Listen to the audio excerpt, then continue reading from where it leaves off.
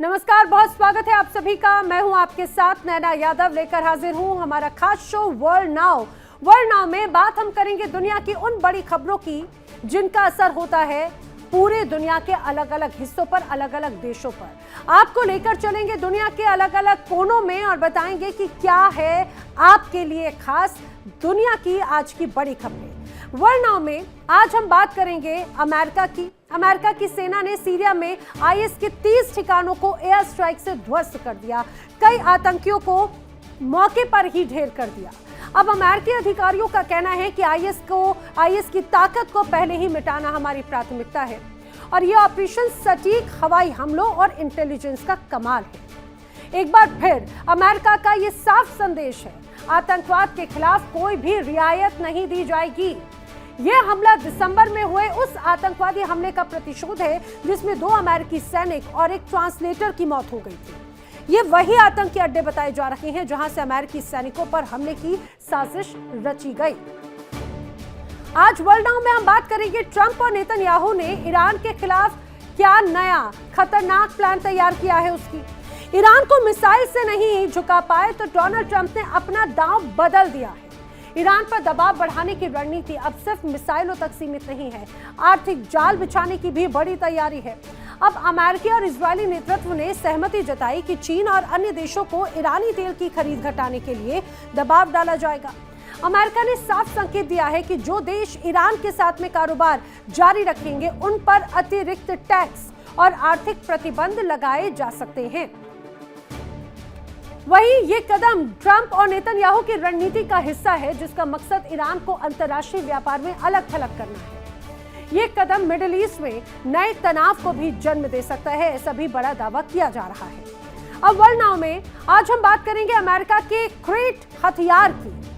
अमेरिकी राष्ट्रपति Donald Trump ने वेनेजुएला में मादुरो पर अमेरिकी ऑपरेशन के दौरान अपने नए गुप्त हथियार का दावा किया। ट्रंप के अनुसार ये डिस्कम्फिब्रिलेटर नाम का हथियार रूसी और चीनी डिफेंस सिस्टम को निष्क्रिय करने में सक्षम था। अमेरिकी राष्ट्रपति डोनाल्ड ट्रंप ने हाल ही में दावा किया कि जनवरी में वेनेजुएला के राष्ट्रपति निकोलस मादुरो को पकड़ने के अभियान के दौरान अमेरिकी सेना ने डिस्कम्फिब्रिलेटर नाम के एक रहस्यमय हथियार का इस्तेमाल किया और ट्रंप ने इस टेक्नोलॉजी के सटीक काम करने के तरीके का खुलासा हालांकि नहीं किया, लेकिन हाँ, मीडिया और विशेषज्ञों में इसे लेकर अब अटकलों का तूफान जरूर चल पड़ा है। आखिर क्या है ये डिस्कम्फिब्रिलेटर, बताएंगे आपको वर्ल्ड नाउ में। वर्ल्ड नाउ में बात पुतिन के कट्टर विरोधी नेता नावल्नी की मर्डर मिस्ट्री की। रूसी विपक्षी नेता और राष्ट्रपति व्लादिमीर पुतिन के कट्टर विरोधी एलेक्सी नावल्नी की मौत को लेकर एक बार फिर अंतर्राष्ट्रीय विवाद छिड़ गया है। Britain, France, Germany, Sweden, Netherland ने साझा बयान जारी करके दावा किया कि नावल्नी को जहरीला जहर दिया गया, एबीबेटिडीन। ये जहर दक्षिण अमेरिका के कुछ जंगली मेंढकों से निकाला जाता है और बेहद खतरनाक माना जाता है। एलेक्सी नावल्नी फरवरी 2024 में आर्कटिक क्षेत्र में स्थित निर्वासित कॉलोनी में मृत पाए गए थे और वो 19 साल की सजा काट रहे थे, जिसे नावल्नी ने राजनीतिक रूप से प्रेरित बताया था। नावल्नी लंबे समय से रूस में भ्रष्टाचार और राष्ट्रपति व्लादिमीर पुतिन की नीतियों के खिलाफ आवाज उठाते रहे हैं। तो ये वो बड़ी खबरें जिनकी करेंगे वर्ल्ड नाउ में चर्चा। और चलिए वर्ल्ड नाउ में बात कर लेते हैं सीरिया की। सीरिया में अमेरिका की एयर स्ट्राइक की और सीरिया की धरती एक बार फिर से दहल उठी है। जी हाँ, सीरिया में जिस तरह से ऑपरेशन को अंजाम दिया गया, अमेरिका ने खून का हिसाब खून से चुकाया है। अपनी सैनिकों की मौत का बदला लेते हुए अमेरिका ने आईएस के ठिकानों पर कहर बरपाया। अब अमेरिकी वायुसेना ने एक के बाद एक 30 आतंकी ठिकानों को निशाना बनाया। एयर स्ट्राइक की तस्वीरें आपके सामने इस पूरे ऑपरेशन की। ये वही आतंकी अड्डे बताए जा रहे हैं जहां से अमेरिकी सैनिकों पर हमले की साजिशें रची गई थी। हमले इतने भीषण थे कि आतंकी ठिकाने मलबे में तब्दील हो गए। पेंटागन का साफ संदेश है कि अमेरिका की सैनिकों के खून की कीमत एक तरह से चुकानी पड़ेगी। अमेरिकी सेना ने बताया है कि उन्होंने सीरिया में आतंकी संगठन इस्लामिक स्टेट के कई ठिकानों पर हवाई हमले किए और ये हमले दरअसल दिसंबर में हुए उस हमले के जवाब में किए गए जिसमें 2 अमेरिकी सैनिक और एक अमेरिकी नागरिक ट्रांसलेटर की मौत हुई थी। अमेरिकी केंद्रीय कमान के बयान के अनुसार अमेरिकी विमानों ने 3 फरवरी से लेकर अब तक आईएस के 30 से ज्यादा ठिकानों पर 10 हमले किए, जिनमें हथियारों के गोदाम, आतंकी ठिकाने तबाह कर दिए गए। केंद्रीय कमान के अनुसार 13 दिसंबर के हमले के बाद से अमेरिका ने आईएस के कम से कम 50 सदस्यों को मार गिराया था और उसके बाद में पकड़ा भी था, जबकि आईएस के 100 से ज्यादा ठिकानों पर हमले किए गए थे। आइए अब सीरिया में अमेरिका ने किस तरह से बदला लिया है उसकी एक एक तस्वीर, एक एक खबर आपको बताती हूँ। अब जानकारी है कि सीरिया में अमेरिका ने बड़ी जवाबी कार्रवाई को अंजाम दिया है। आईएस के 30 ठिकानों पर अमेरिका ने की है एयर स्ट्राइक। दिसंबर में जिस तरह से सैनिकों पर हमला हुआ और उसी हमले का बदला अमेरिका ने ले लिया है, ये कहा जा रहा है। इस एयर स्ट्राइक के बाद में डोनाल्ड ट्रंप ने क्या कहा, सुनिए। डोनाल्ड ट्रंप ने कहा अमेरिका पर हमला करने वालों को करारा जवाब मिलेगा और ये उसी कार्रवाई का एक नतीजा है। डोनाल्ड ट्रंप ने कहा जो भी आतंकी धमकी देगा उसे पहले से ज्यादा सख्त सजा मिलेगी। अमेरिका पर किसी भी हमले को बर्दाश्त नहीं किया जाएगा। डोनाल्ड ट्रंप ने अपनी बात को एक बार फिर दोहरा दिया। इस पूरे हमले में sergeant Edgar Bryan Torres Tower, sergeant William Nathaniel Howard और सिविलियन ट्रांसलेटर आयात मंसूर सकात की भी मौत हुई थी। और इसी बीच सीरियाई रक्षा मंत्रालय ने कहा कि सरकारी बलों ने देश के पूर्व में एक अड्डे पर कब्जा कर लिया है, जिसका इस्तेमाल आईएस के खिलाफ लड़ाई में अमेरिकी सैनिकों की ओर से किया जा रहा था।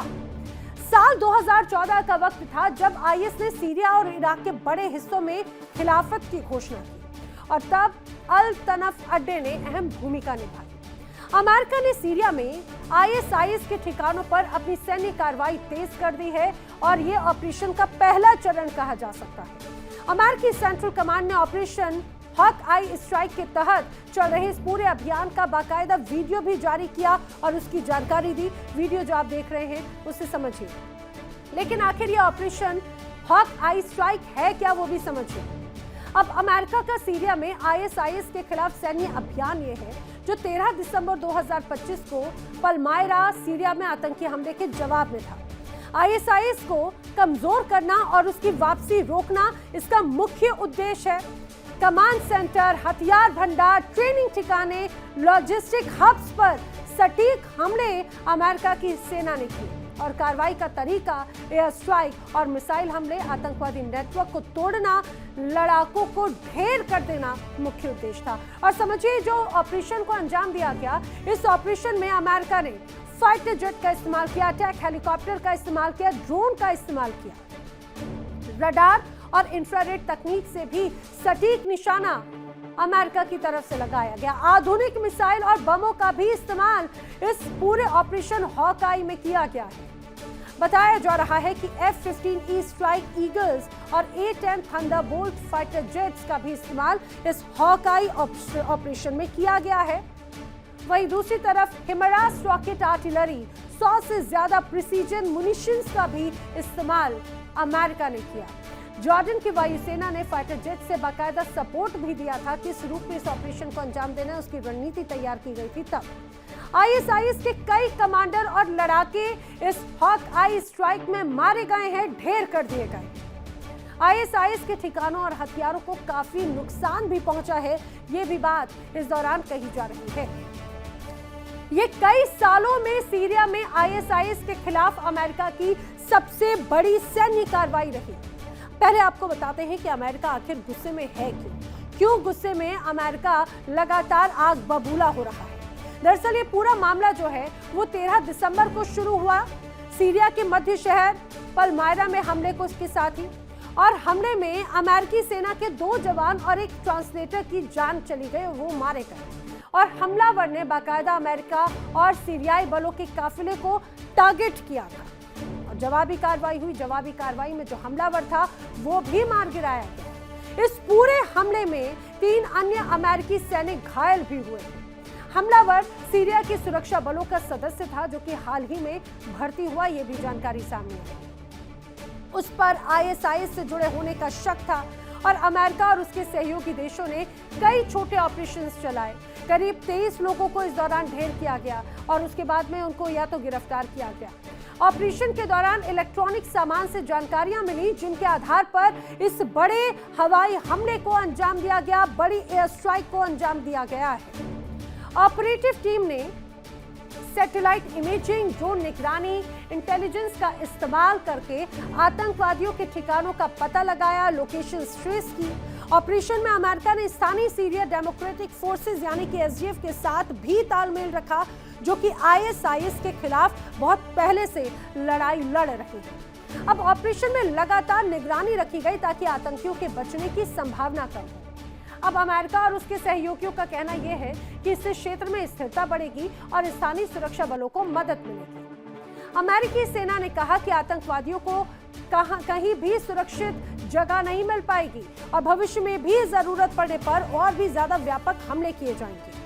अमेरिका के इस कदम के बाद में पूरी दुनिया की नजरें दरअसल सीरिया पर टिक गई। कई देश हालात पर नजर बनाए हुए हैं और आगे की रणनीति पर चर्चा कर रहे हैं।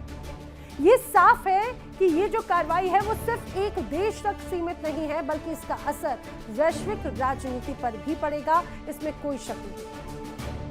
अगर बात आईएसआईएस की जाए तो ये दुनिया के सबसे खूंखार और क्रूर आतंकी संगठनों में से एक रहा है। आईएसआईएस का पूरा नाम है Islamic state of Iraq and Syria, जिसे लोग दाइशा भी कहते हैं।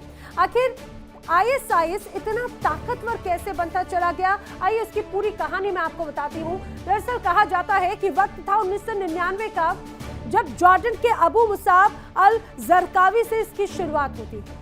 2003 में अमेरिका का इराक पर हमला हुआ। क्या था, सत्ता शून्य थी और उसके साथ ही सुन्नी और शिया तनाव यहाँ पर जोर पकड़ता हुआ नजर आ रहा था।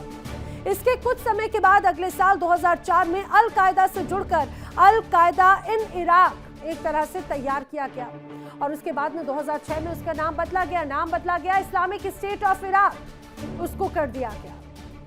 2010 में नेतृत्व में एक तरह से अबू बकर अल बगदादी आया, जिसने कमान संभाली। लेकिन 2011 उसके अगले ही साल सीरिया में गृह युद्ध हुआ और उसके बाद में इसे विस्तार का मौका मिलता चला गया और यही मौका था कि कुछ समय के बाद इसका नाम बदलकर नाम रखा गया आईएसआईएस।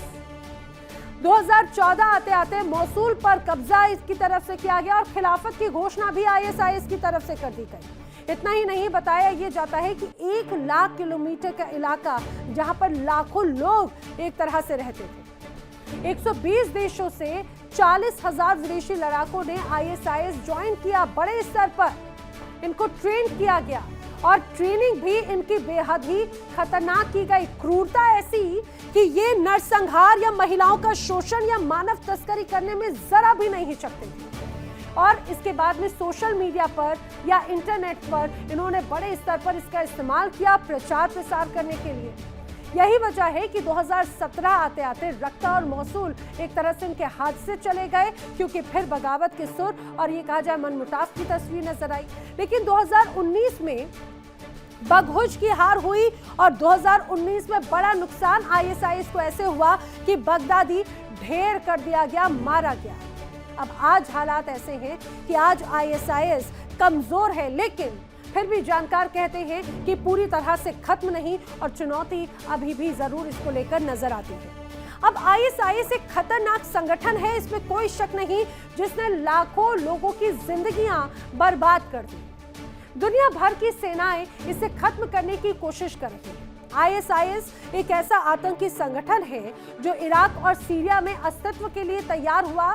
शरिया कानून आधारित खलीफा राज्य की स्थापना का सपना वो देखता था और जो आज भी देख रहा है। और इसकी शुरुआत अल कायदा की शाखा के रूप में हुई, लेकिन बाद में ये एक अलग, बहुत ज्यादा क्रूर और विश्वव्यापी आतंकी संगठन बन गया, जिसे अभी भी पूरी तरह से खत्म नहीं किया गया, बल्कि दुनिया के कई अलग अलग इलाकों में अभी भी उसके फुटप्रिंट्स मिल जाते हैं।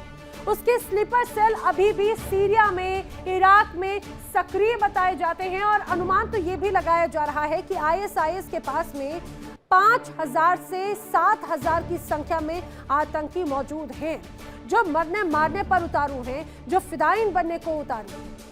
हालांकि अमेरिका और सीरिया के बीच में संबंध काफी लंबे समय से तनावपूर्ण रहे हैं, इसमें कोई शक नहीं। लेकिन 2012 में सीरियाई गृह युद्ध शुरू होने के बाद अमेरिका ने उनसे संबंध तोड़ा और असद सरकार पर कड़े प्रतिबंध लगा दिए। लेकिन 2 साल पहले 2024 के अंत में बशर अल असद की सरकार के पतन के बाद में इसमें सुधार हुआ, ऐसा कहा जाता है।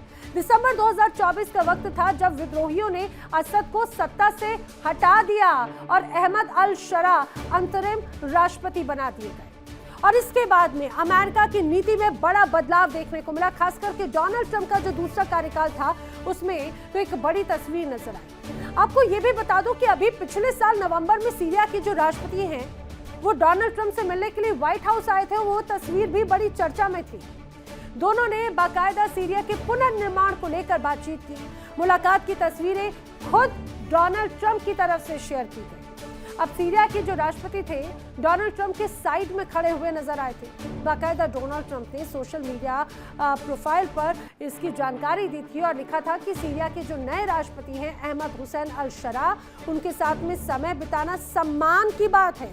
तो यहाँ पर सब कुछ हालात, जज्बात सब पूरी तरह से डोनाल्ड ट्रंप बदलते हुए नजर आए। अब अल शरा ने दरअसल सितंबर में यूएनजीओ को संबोधित भी किया और नवंबर में व्हाइट हाउस का दौरा भी। 60 सालों में ऐसा पहली बार था जब किसी सीरियाई नेता की अमेरिका की यात्रा हुई। अब सीरिया के नेताओं ने, सीरिया के जो नए नेता हैं, उन्होंने सत्ता संभालने के बाद से अपने हिंसक अतीत से एक तरह से दूरी बनाने और आम सीरियाई और विदेशी शक्तियों के सामने एक ज्यादा मॉडरेट छवि पेश करने की कोशिश की। विश्व बैंक ने हाल ही में कहा कि सीरिया के जो पुनर्निर्माण की लागत है उससे लगभग 216 अरब डॉलर आंकी गई है उसकी कीमत। अमेरिका ने सीरिया पर 6 महीने के लिए जो प्रतिबंध हटाए, इससे सीरिया की आर्थिक स्थिति पहले से बेहतर हो सकती है, ये भी कहा गया। Global coalition to defeat ISIS, जिस पर सीरिया ने साइन किया अमेरिका के साथ में मिलकर, ये कितना अहम है, कब बना था, ये सारी बातें आइए आपको मैं एक बार विस्तार से बता दूं। Global coalition to defeat ISIS दरअसल ये एक अंतर्राष्ट्रीय गठबंधन है और गठबंधन जिसकी शुरुआत हुई 2014 में, उसकी नींव रखी गई। इसकी अगुवाई संयुक्त राज्य अमेरिका ने की और इसमें 85 से ज्यादा देश और अंतर्राष्ट्रीय संस्थाओं को शामिल किया गया। अब इस संगठन का मुख्य उद्देश्य क्या है वो समझिए। इस संगठन का मुख्य उद्देश्य था कि आतंकी संगठन आईएसआईएस को पूरी तरह से खत्म किया जाए, उसका खात्मा, आईएसआईएस की फंडिंग को और उसके संसाधनों को पूरी तरह से रोकना, उस पर ब्रेक लगाना, आईएसआईएस से मुक्त कराए गए इलाकों का पुनर्निर्माण करना और जो लोग हैं विस्थापित लोगों की वापसी और पुनर्वास की तैयारी भी इसका एक हिस्सा रही। इतना ही नहीं, आईएसआईएस की जद में या उसके प्रभाव में जो देश हैं उनमें स्थिर सरकारें स्थापित करना भी एक तरह से इस पूरे संगठन का उद्देश्य रहा। गठबंधन में इराक और सीरिया में आईएसआईएस को निशाना बनाया गया था। जब 2014 में इसकी शुरुआत हुई तो 2015 से 2019 के बीच में गठबंधन ने 30,000 से ज्यादा हवाई हमले किए थे, ये भी कहा जाता है। अब समझिए, सीरिया जहां पर जंग भले ही धीमी पड़ गई हो लेकिन खतरा अभी भी जिंदा है। साल 2014 से अमेरिका के जवान सीरिया की जमीन पर तैनात हैं। उस समय का मकसद था ईरान समर्थित मिलिशिया, रूस की बढ़ती दखलंदाजी और सबसे बड़ा खतरा आईएसआईएस। आज तस्वीर बदल चुकी है, लेकिन खतरा क्या खत्म हुआ तो उसका जवाब है नहीं। खतरा आज भी जस का तस ही है। चुनौतियां और अलग तरह की बन चुकी हैं। पिछले साल दिसंबर 2025 तक सीरिया में करीब 1000 अमेरिकी सैनिक मौजूद थे। एक वक्त था ये जब संख्या 2000 तक हुआ करती थी, लेकिन अमेरिका ने धीरे धीरे इसे घटा दिया और अपनी सेना को कम कर दिया। अब सवाल कि जब फुल स्केल जंग नहीं तो अमेरिका के जवान आखिर वहां पर अभी भी क्यों तैनात हैं, वो भी 1000 जवान? जवाब साफ है, आईएसआईएस, अमेरिकी फौज आज भी सीरिया में स्थानीय सुरक्षा बलों को ट्रेनिंग दे रही है, आईएसआईएस के ठिकानों पर सटीक हमले कर रही है और सबसे अहम, इस आतंकी संगठन को दोबारा खड़ा होने से एक तरह से रोक रही है। और इतना ही नहीं, अमेरिकी जवान सीरियन सुरक्षा बलों के साथ में जॉइंट ऑपरेशन में भी लगातार हिस्सा ले रही है।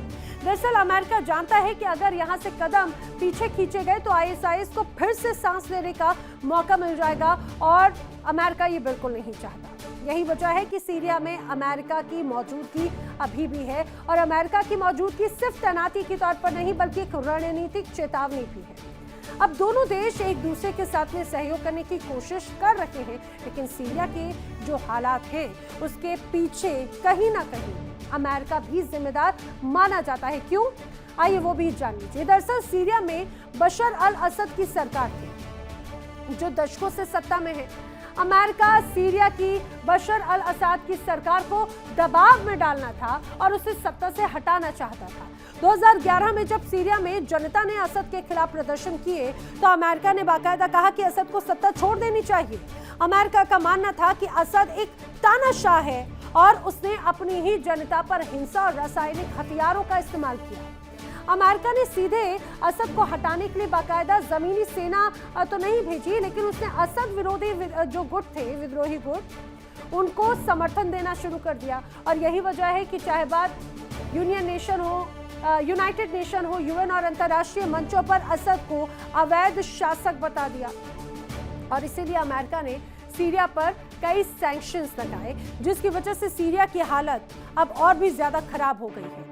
आपको अब ये भी बताते हैं कि आखिर ये सीजर एक्ट क्या है जिसके तहत सीरिया पर अमेरिका ने सैंक्शंस लगाए थे।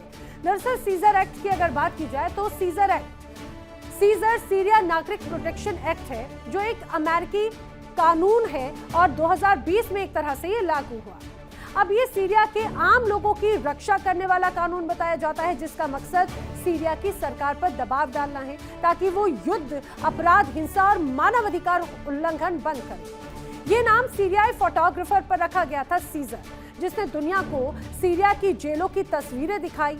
उसकी तस्वीरों से दुनिया में हंगामा मचा। सीरिया सरकार को कमजोर करने के लिए सैंक्शंस लगाए। सरकार, सेना और खुफिया एजेंसीज पर आर्थिक प्रतिबंध भी लगाए ताकि सीरियाई सरकार के पास पैसे और संसाधन कम पड़ जाए। सीरिया की मदद करने वाले देशों पर भी सैंक्शंस की धमकी लगातार दी जाती रही है। अब अमेरिका का ये जो कानून है, इस कानून को लाने का मकसद था सीरिया की बशर अल असद की सरकार को दबाव में डालने का। इस एक्ट के जरिए अमेरिका ये संदेश देना चाहता था कि अगर सीरियाई सरकार अपने लोगों पर अत्याचार करेगी तो हम सीरिया के साथ साथ जो तुम्हारी मदद करेगा उस पर भी, उसे भी एक्शन लेंगे, उसे भी दंड देंगे।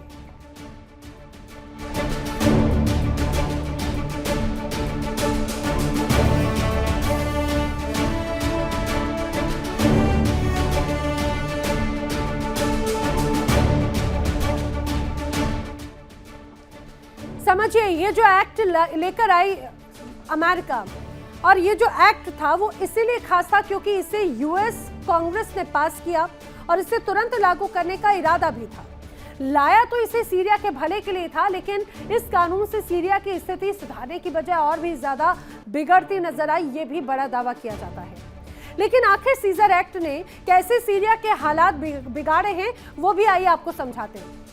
बताया जाता है कि अर्थव्यवस्था इस सीजर एक्ट की वजह से पूरी तरह से बर्बाद हो गई। अब सीरिया की जो करेंसी थी उसकी कीमत लगातार तेजी से नीचे गिरती चली गई और किसी देश की करेंसी का नीचे गिरना उसको गर्त में ले जाने के लिए काफी है। और ये इसका प्रभाव ये रहा कि यहाँ पर महंगाई बढ़ना शुरू हुई और महंगाई भी कई गुना बढ़ गई।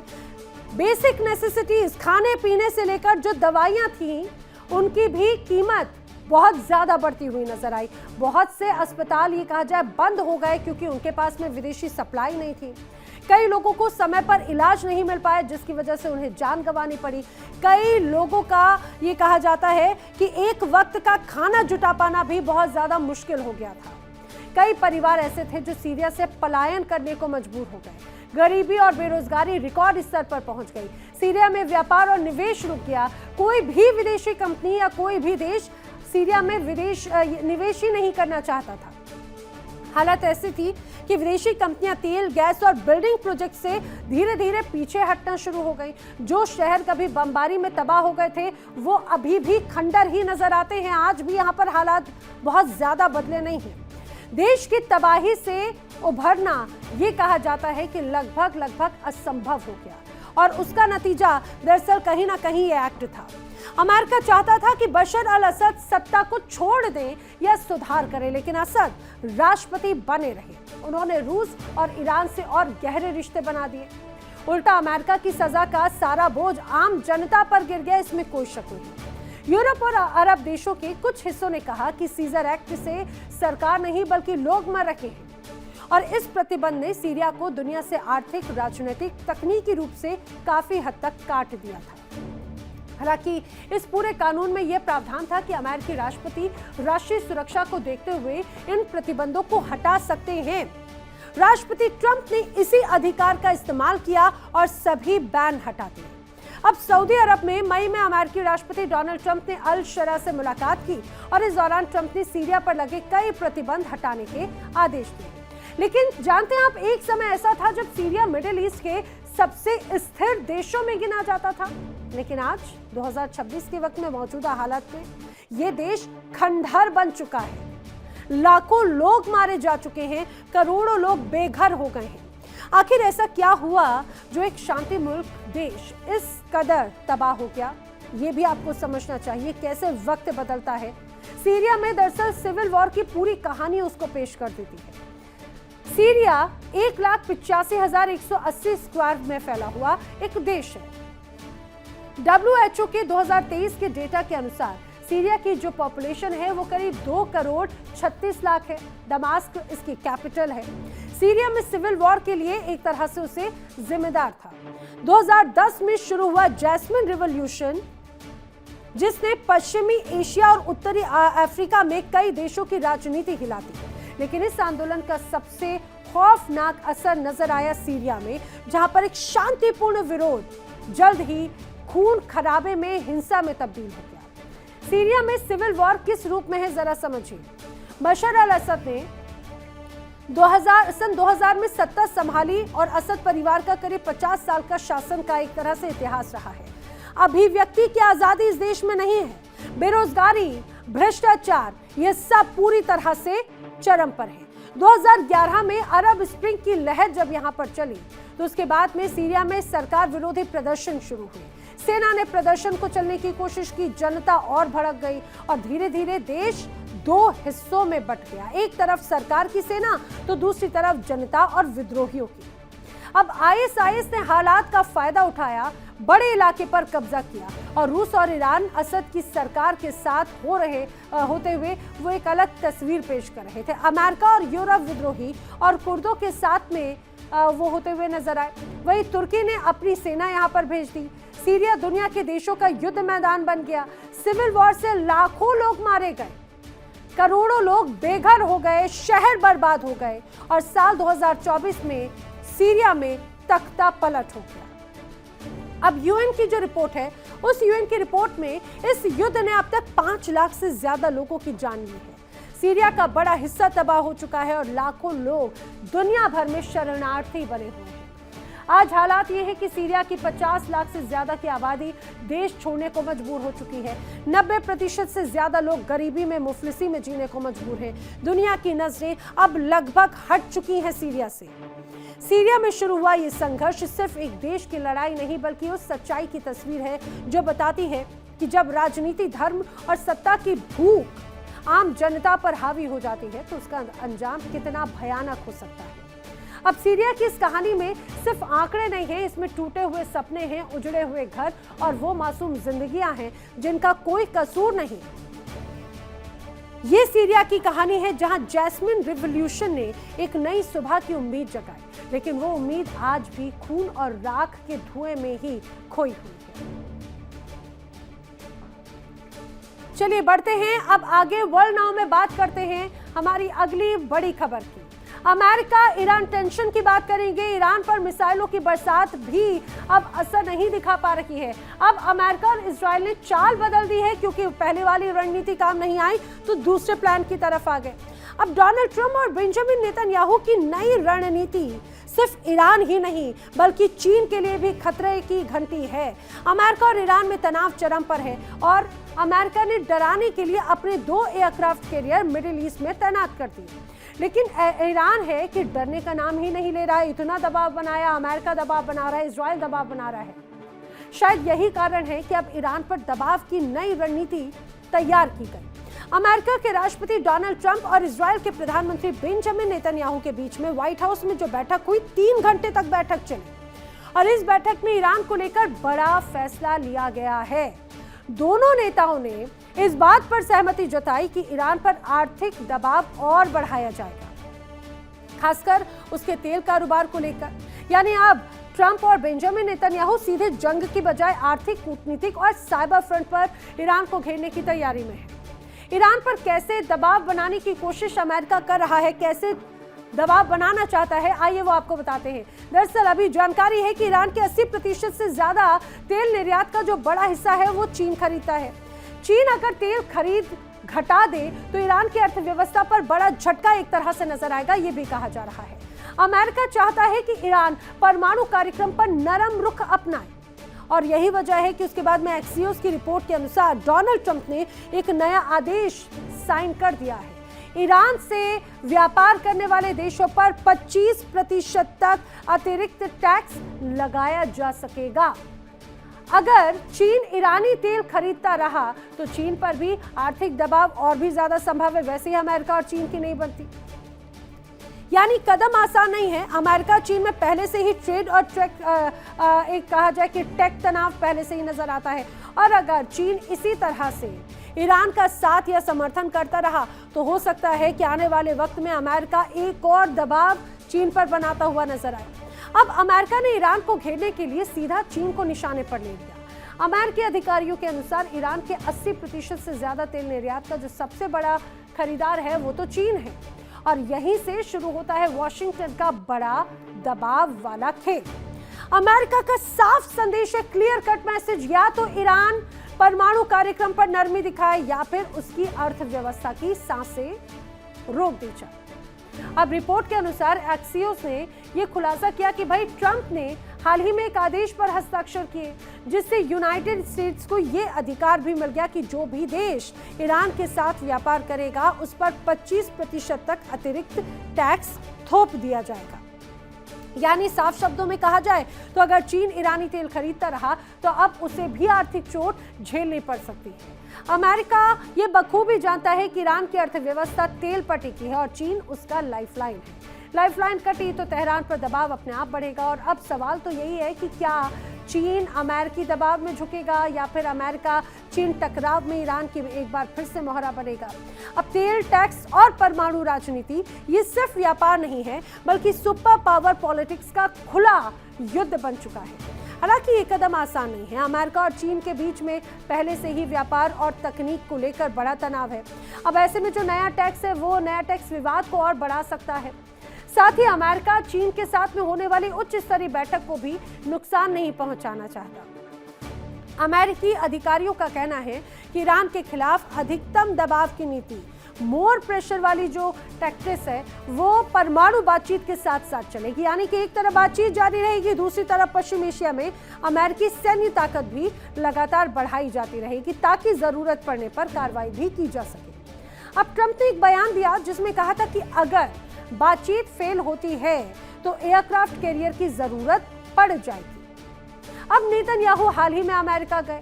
मीटिंग में दोनों नेताओं ने इस बात पर सहमति जताई कि ईरान को परमाणु हथियार तो नहीं बनाने देना है, हथियार बनाने की जो क्षमता है उसको कंट्रोल करना पड़ेगा। लेकिन रास्ते को लेकर मतभेद सामने आ गए। दरअसल कहा यह जा रहा है कि नेतन्याहू का मानना है कि ईरान के साथ कोई भी अच्छा समझौता नहीं हो सकता और वो करना भी नहीं चाहिए, वो समझौते का पालन भी नहीं करेगा, ये भी उनकी तरफ से कहा गया। वहीं डोनाल्ड ट्रंप कह रहे हैं कि अभी भी समझौते की संभावना है, कोशिश तो करके देखनी चाहिए। पहले बातचीत करेंगे और जब बातचीत नहीं बनी तो उसके बाद में आगे का सोचा जाएगा, ये डोनाल्ड ट्रंप चाहते हैं। लेकिन बेंजामिन नेतन्याहू नहीं चाहते। अब चीन और ईरान के व्यापार की अगर तस्वीर मैं बताऊं तो 2024 में द्विपक्षीय व्यापार बताया जाता है करीब 33.37 अरब डॉलर का दोनों के बीच में व्यापार है। 2025 में ये जो व्यापार है उसमें 24% की गिरावट देखी गई थी जो घटकर करीब 9.1 अरब डॉलर रह गया। अब 2024 में चीन का ईरान को बड़े स्तर पर एक्सपोर्ट देखने को मिला जिसकी कुल निर्यात लगभग 9 अरब डॉलर की थी। अब अगर दोनों के बीच में व्यापार के प्रमुख सामानों की बात करें तो इसमें मशीनरी का मुख्य व्यापार होता है, वाहन के पुर्जों का मुख्य व्यापार होता है, इलेक्ट्रॉनिक्स का मुख्य व्यापार होता है, कपड़ा इसमें शामिल है। अब 2024 की अगर बात करें तो ईरान का चीन को जो एक्सपोर्ट किया गया वो भी जरा समझिए। कुल निर्यात लगभग $4.5 अरब की थी। तो वहीं प्रमुख उत्पाद की अगर बात करें तो एथिलीन पॉलीमर, लौह अयस्क या फिर अन्य खनिज जो है वो इसमें शामिल है। तेल व्यापार अर्थव्यवस्था की बड़ी रीढ़ है ईरान की भी, और बताया जाता है कि चीन ईरान से 80 से 90% तेल निर्यात करता है। साल 2024 में औसतन 1.48 मिलियन बैरल प्रतिदिन एक तरह से निर्यात किया गया। अमेरिका प्रतिबंधों की वजह से ईरान अपना तेल 8 से 13 डॉलर ये कहा जाए कि बैरल सस्ता बेच रहा है वैसे प्रति बैरल, जिससे चीनी रिफाइनरियों को अरबों डॉलर की बचत भी होती है और इसीलिए पर्सनल इंटरेस्ट भी है। अब प्रतिबंधों से बचने को लेकर dark fleet tanker Malaysia, Indonesia के रास्ते में व्यापार करते हैं, लेकिन ये सारा प्लान, ये सारे धतकर्म ये कहा जाए डोनाल्ड ट्रंप बखूबी जानते हैं। एक हाथ में बातचीत की फाइल तो दूसरे हाथ में मिसाइल की चाबी, और यही है अमेरिका की मौजूदा रणनीति। पिछले हफ्ते ओमान की मध्यस्थता में अमेरिका और ईरान के बीच में परमाणु समझौतों को लेकर बातचीत हुई, लेकिन सवाल ये कि क्या ये बातचीत ईमानदारी है या फिर ट्रंप की मात्र चाल भर है। अब ट्रंप ने दरअसल खामेनी के खिलाफ में चक्रव्यूह रच दिया है। ईरान के नेता के खिलाफ रणनीतिक चक्रव्यूह रचा गया और ईरान के तेल निर्यात को रोककर उसकी कमर तोड़ने की योजना है। नेतन्याहू और ट्रंप ने हाथ मिलाकर रणनीति तय की कि चीन को सप्लाई रोकने का फुल प्रूफ प्लान है तैयार, और अगर चीन ना माने तो भारी टैक्स लगाया जाएगा। अब ईरान पर आर्थिक और राजनीतिक दबाव बढ़ाने की भी बड़े स्तर पर तैयारी है। युद्ध की तैयारी और डिप्लोमेसी साथ साथ चले, यही एक तरह से डोनाल्ड ट्रंप की नीति है, क्योंकि डिप्लोमेसी के समानांतर अमेरिका ने अपनी नौसेना को रणनीतिक इलाकों में तैनात कर दिया। संकेत बिल्कुल साफ है कि अगर बात नहीं बनी तो बात होगी बंदूक से। अमेरिका की सेना को किसी भी बड़े सैन्य ऑपरेशन के लिए अलर्ट पर रखा गया है। उधर इस पूरे घटनाक्रम पर चीन फिलहाल चुप है, वो नजर बनाए हुए है, लेकिन चीन के विदेश मंत्रालय की तरफ से अभी तक कोई आधिकारिक बयान नहीं आया। बहाना है लूनर न्यू ईयर की छुट्टियों का, लेकिन अंतर्राष्ट्रीय राजनीति में खामोशी भी कई बार बड़े बयान दे देती है। क्या परमाणु समझौते की बातचीत शांति की कोशिश है या फिर युद्ध से पहले की एक औपचारिक, ये कहा जाए कि आखिरी एक पड़ाव? अब अमेरिका ने ईरान की अर्थव्यवस्था को तोड़ दिया है, ये भी बड़ा दावा किया जाता है। ईरान में डॉलर पहुंचने से रोका गया। अब अमेरिका ने कैसे डॉलर शॉर्टेज से ईरान की अर्थव्यवस्था को तोड़ा, वो भी समझिए। डॉलर शॉर्टेज यानी कि डॉलर नहीं तो कुछ भी नहीं, क्योंकि एक तरह से दुनिया के बाजार में हर बड़ा सौदा, चाहे बात वो तेल का हो, सोने का हो, मशीनरी का हो, कर्ज का हो, सब कुछ डॉलर पर होता है। और अगर डॉलर नहीं तो खरीदारी बंद, भुगतान रुक जाएगा, कारोबार ठप हो जाएगा। ईरान के पास जरूरत के अनुसार डॉलर नहीं थे और अमेरिका ने इसी कमजोरी का फायदा उठाने की कोशिश की। नतीजा रहा आर्थिक दबाव, यहाँ पर महंगाई, अंतर्राष्ट्रीय व्यापार में मुश्किलें बढ़ गईं। जब किसी देश का निर्यात गिर जाता है या फिर प्रतिबंध की वजह से उसकी अंतर्राष्ट्रीय वित्तीय प्रणाली तक पहुंच बाधित हो जाती है तो उसे डॉलर में लेन देन में दिक्कत आ जाती है।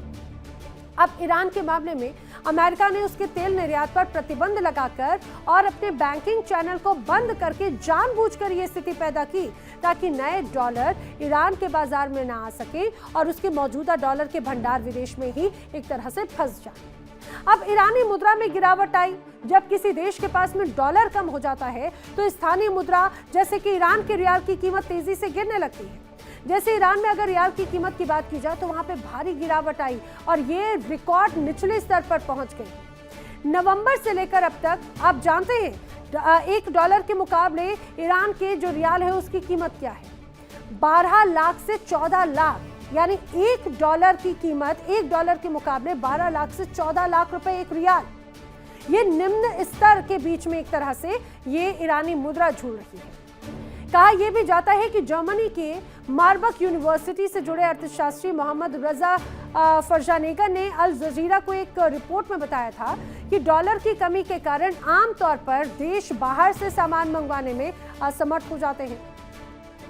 बहुत ही कम देश डॉलर के अलावा किसी और करेंसी में खरीद की सुविधा देते हैं और ऐसे में जब ईरान के पास में दूसरे देशों से उत्पाद खरीदने के लिए डॉलर की भारी कमी आती है तो इंपोर्ट गुड्स की कीमत बढ़ जाती है। नतीजन ईरान में महंगाई भी आसमान पर पहुंच चुकी है और ईरान में महंगाई दर 40% पर है। दूसरी तरफ खाने की चीजों की कीमतों में भी पिछले वर्ष की तुलना में औसतन 72% की बढ़ोतरी देखी गई। स्थानीय उत्पादन पर दबाव बढ़ा है तो अमेरिकी प्रतिबंधों के चलते ईरान उन मशीनों और कच्चे माल के लिए डॉलर में भुगतान नहीं कर पा रहा जो घरेलू उत्पादन के लिए बेहद जरूरी होते हैं। और अब ऐसी स्थिति को इंपोर्ट कंप्रेशन कहा जाता है, यानी कि इंपोर्ट पूरी तरह से सिकुड़ गया और उसका असर यह हुआ कि ईरान में दवा जैसी मानवीय जरूरतों का आयात भी बेहद मुश्किल हो गया और यही वजह है कि लोगों का गुस्सा बढ़ता चला गया।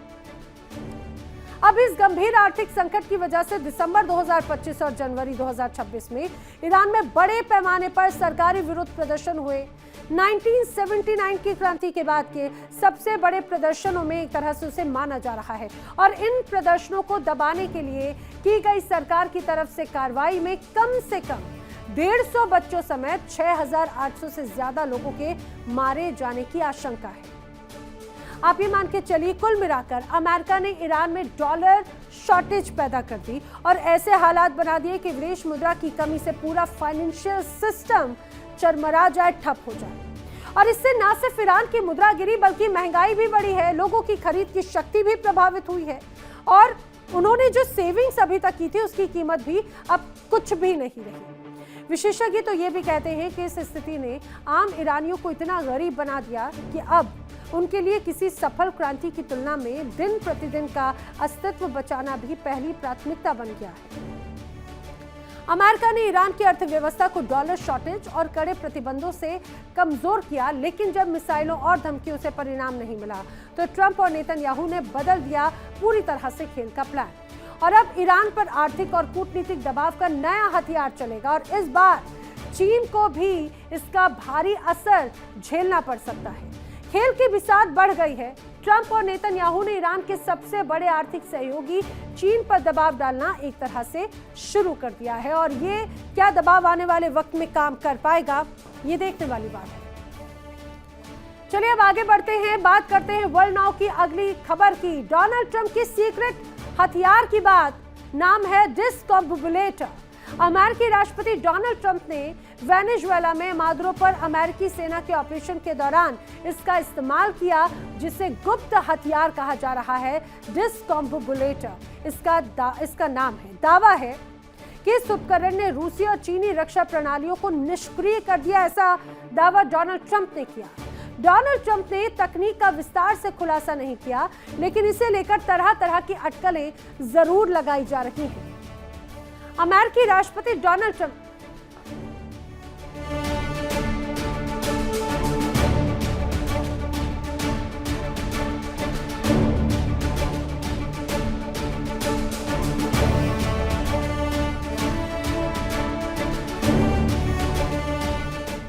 अमेरिकी राष्ट्रपति डोनाल्ड ट्रंप ने एक बार फिर से अमेरिका की ताकत की जमकर डींगे हाँकी।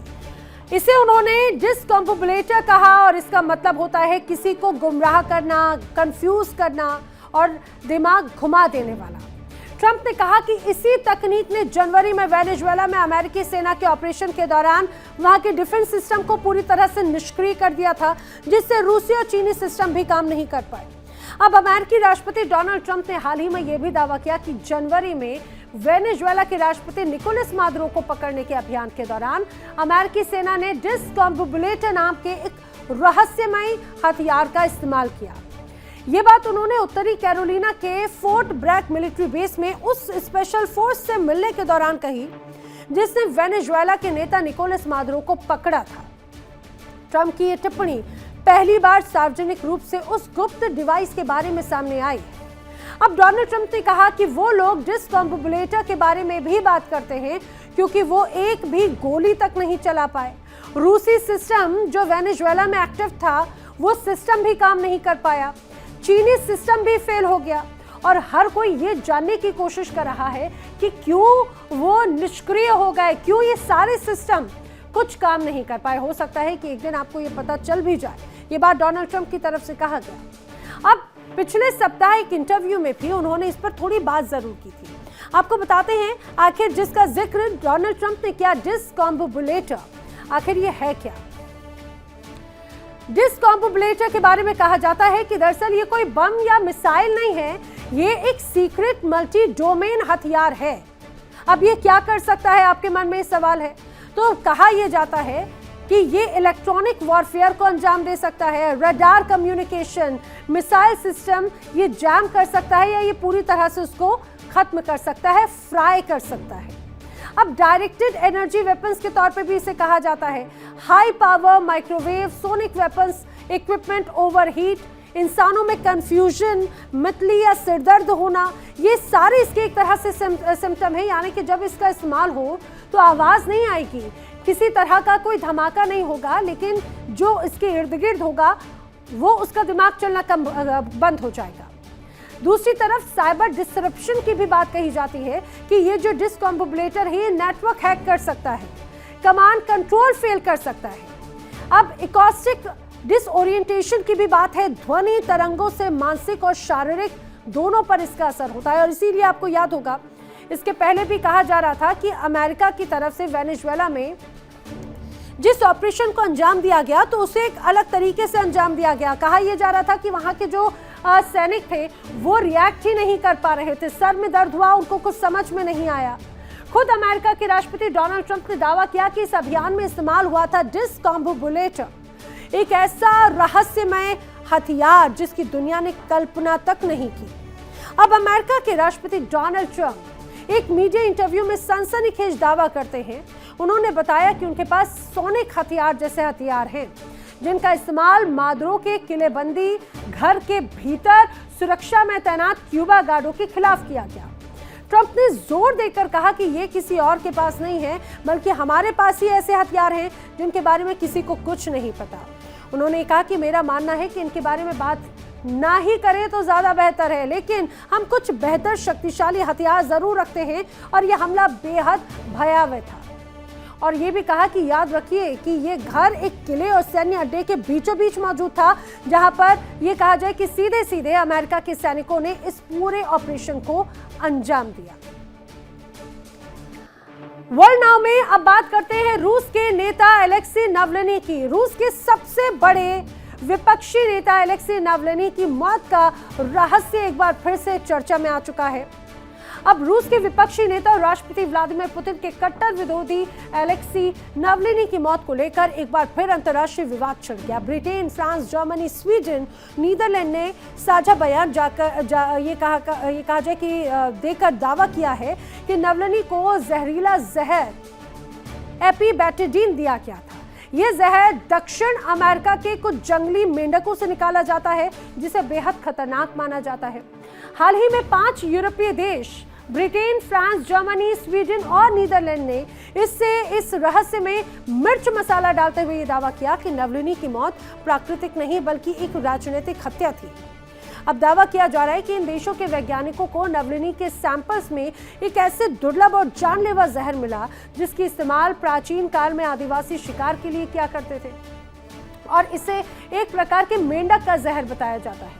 और इस खुलासे के जरिए रूस के राष्ट्रपति व्लादिमीर पुतिन को कटघरे में खड़ा करने की कोशिश की गई। यूरोपीय देशों ने इस कार्रवाई को गंभीर मानव अधिकार उल्लंघन बताया और रूस से तत्काल जवाबदेही की मांग की।